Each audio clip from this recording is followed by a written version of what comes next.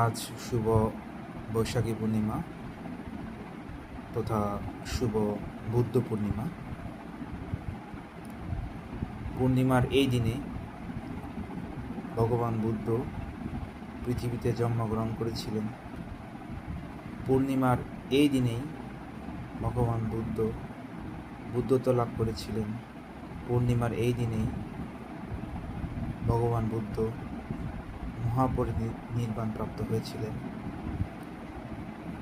ভগবান বুদ্ধের তিনটি গুরুত্বপূর্ণ ঘটনা এই বৈশাখী পূর্ণিমার দিনেই হয়েছিল।